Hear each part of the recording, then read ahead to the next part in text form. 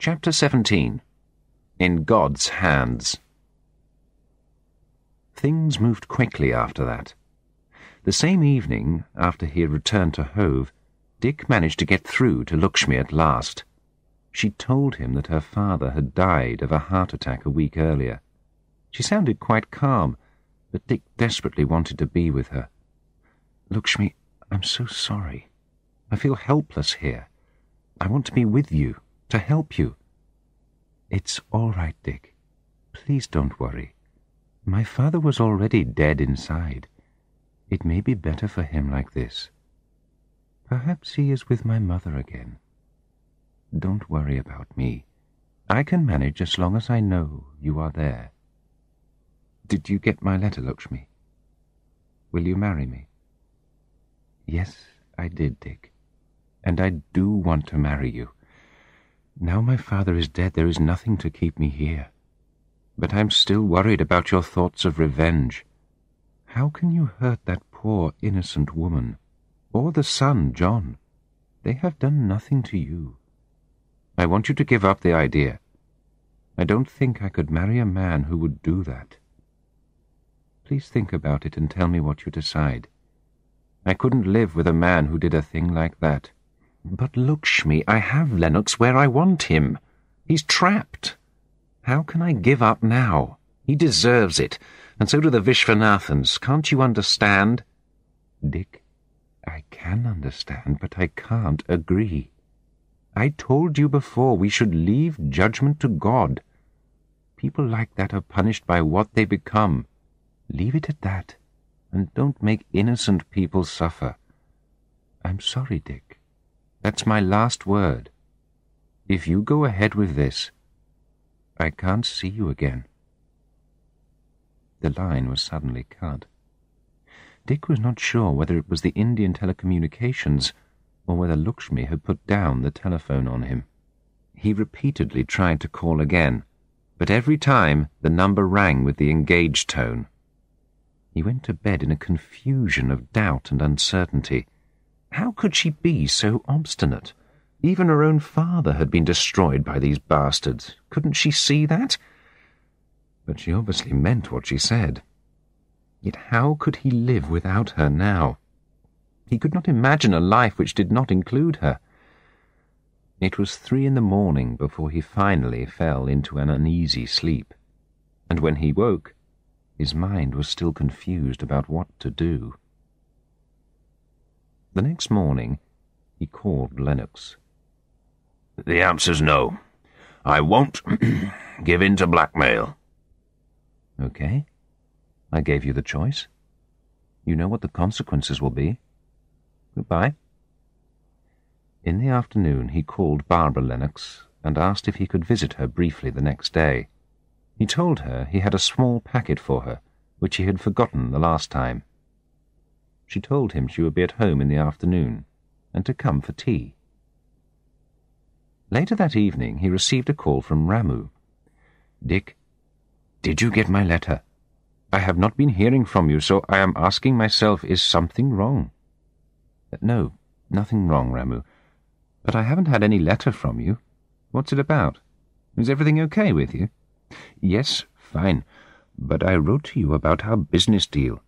Please let me know what you think of my idea as soon as possible.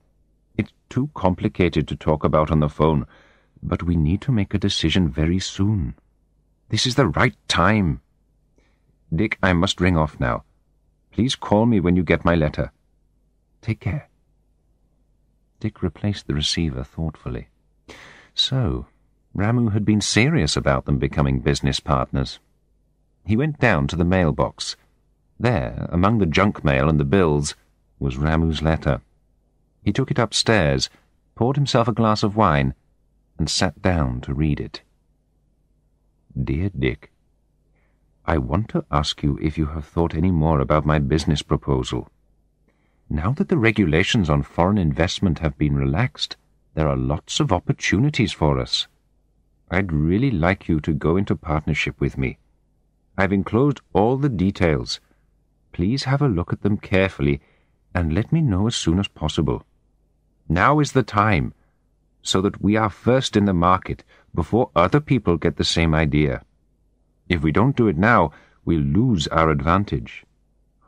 Also, if I have understood properly, you might wish to spend more time in India now, perhaps, with a certain young lady? You know that Madras is the gossip capital of the world, isn't it? If you are needing best man, I am always willing to oblige. With my good wishes to you, as always, yours, Ramu. The next morning, Dick took the train to London. On the way up, he thought back over everything, especially Lakshmi's threat not to marry him if he carried out his plan. Surely she could not be serious. But he remembered how upset she had been the last time. It made him angry to think of the way Nagarajan had become, and of his death. His mind went back to the miserable life Ned was leading in Bath. He thought about the way his own career had been ruined. Why should these criminals, Lennox, Vish, and Molly, be allowed to go free? It was impossible to let them go. He would have to do what he had decided, even if Lakshmi disapproved. This time he took a taxi to Barnes. He was surprised when Barbara opened the door to him. She was in tears. Her hair was uncombed, and it looked as if she had slept in her clothes. "Please come in," she said in a shaky voice. "I don't know what's wrong with me, but I can't stop crying. I've been like this since yesterday. I can't seem to concentrate on anything. My head is full of terrible thoughts. I can't sleep. I can't eat. It makes me feel sick even to think of food. My hands keep trembling. I'm terribly sorry about all this. I'm so ashamed to be crying like this. I don't know if I can even make your tea. My hands are shaking so much. It's terrible to feel like this. Every way I turn there is another black thought. I feel trapped in my own life. There is no escape. Do you understand what I'm trying to say?" "Oh, no. How could you? I must seem like just another one of those hysterical middle-aged women you read about in the newspaper. But this is real. I thought I was walking on solid earth, and now I am falling down a deep black hole. Nothing is solid any more. My life has fallen to pieces. I was living in a dream. Now I'm locked in a nightmare. I'm sorry. I need to sit down." He sat her down in the kitchen and made tea for her. He tried to comfort her and to find out what had caused her breakdown. The cup of tea seemed to calm her nerves. She stopped crying and began to talk more coherently. "I'm sorry to be like this," she said, "but I have to talk to someone. I can't keep it all inside me any longer. I feel as if I was going to explode. Please, just listen and tell me if you think I'm mad. I suppose I've had India on my mind since your last visit. It brought back memories of the time when Keith and I first went out there all those years ago. I kept remembering scenes from our life in Madras. I have a very good memory, and the looks on people's faces, snatches of conversations at parties started to come back to me. There was something worrying me, but I couldn't put my finger on what it was. Until last night. Keith didn't come home last night. He had an important dinner and decided to stay at his club. He often does that, so I'm used to it. Anyway, there was nothing interesting on the TV, so I started to look at our old photograph albums. It was the thoughts of India that started me off, I think. So there I was, looking at all those photographs. Parties, receptions, birthdays, picnics at the beach, hill stations, the Taj Mahal, you know. And still there was this something worrying me, a vague thought at the back of my mind. She paused to blow her nose. I realized that one of our albums wasn't there, so I started to look for it. After I'd looked everywhere else, I wondered whether it might be in Keith's study. I don't know what made me think of that. I don't usually go in there when he isn't here. But I went in this time, and sure enough, there it was under a pile of papers on his desk. I couldn't think what he wanted it for. Maybe he had been thinking about the old days too. Goodness knows why. But as I took it from the desk, an envelope fell on the floor. The handwriting looked familiar. I picked it up. Inside there was just one photograph. I'd never seen it before. Here it is. She passed Dick a yellowing black and white photograph. He realized with a shock that he had seen it before. It was the photograph of Molly and Keith which Ned had sent him. It was obvious that they were in love with each other, but in case there was any doubt, Molly had written on the back, "For my darling Keith, our unforgettable day and night, with all my love, Molly." She had also written the date.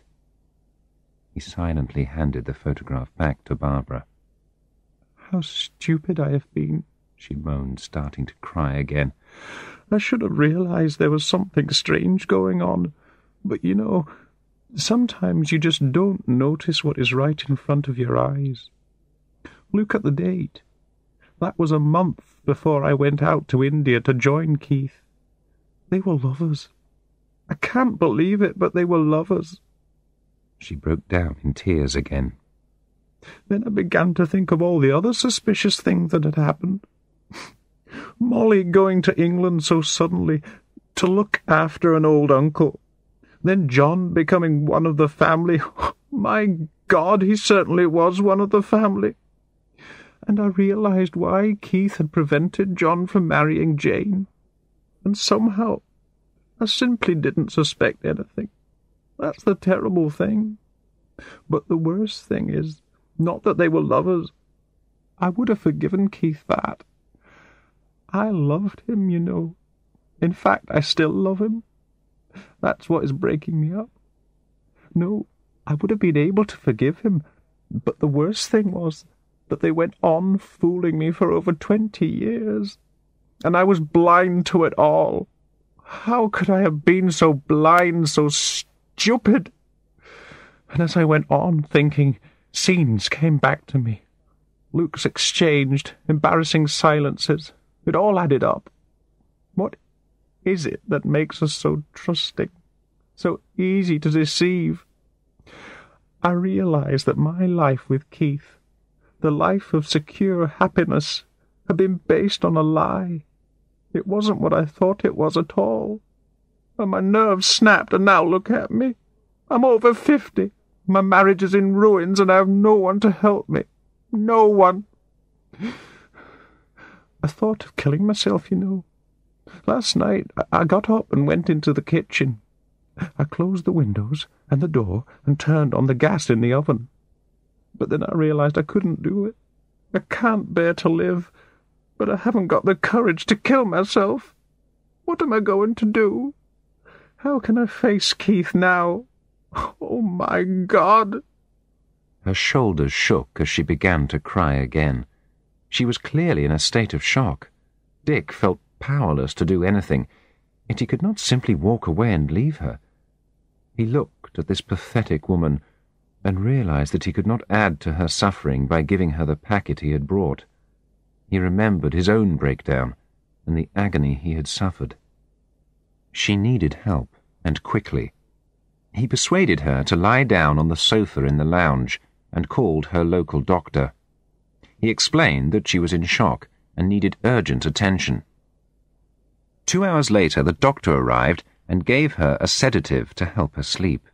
A nurse arrived shortly afterwards to attend to Barbara. Dick explained briefly what had happened and asked the nurse to call Keith Lennox and to ask him to return home at once. When Dick left the house, Barbara was fast asleep. He could do no more. Keith would now have to face the problem he had created. Lakshmi had been right. People are punished by what they become. He walked back to Hammersmith, deep in thought. What had Lakshmi said? God arranges punishment. We should leave it to him. It seemed that she was right after all. He decided to call her as soon as he got home. Tomorrow he would book a seat on the first plane to Madras. There was a future after all. He stopped in the middle of Putney Bridge and looked down at the Thames swirling below. Taking out the envelope, he tore it open and dropped the contents page by page into the water.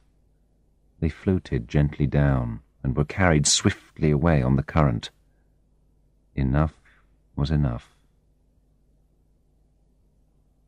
Postscript, 1997. Dick is sitting under a rain tree in the large garden of his house in a suburb of Bangalore. It is tea time. Lakshmi joins him, carrying their 2-year-old daughter, Rukmini. Their 5-year-old son, Arjun, will soon be back from school. Dick's partnership with Ramu has done very well. They now have offices in Madras, Bangalore, Bombay and Delhi. Their services are in great demand among overseas companies planning to set up in India. Life is good for them. It has not been so good for some other people. Barbara somehow managed to repair her marriage with Keith, but disaster of another kind hit them. In 1994, Tracton collapsed under heavy debts. Keith was arrested in London for misusing company funds. After a long trial, widely reported in the newspapers, he was sentenced to 3 years in jail. He comes out next year. People who know Barbara and Keith well say that he is now a broken man. Last year, Vish and Molly met with a serious accident. They were driving into town from their beach house when their car ran into a water lorry. Vish is now severely brain damaged. He cannot talk and spends his days in a darkened room. Molly was luckier. She could walk, but she went through the windscreen of the car. Her face was so badly cut that she has permanent scars. Not even plastic surgeons could help. It seems she never goes anywhere nowadays. Lakshmi goes back to the house to fetch Arjun. As he sips his tea, Dick thinks again of her wise words. We should leave punishment to God. Dick felt eternally grateful that he had not tried to play God. God was definitely better at it than him.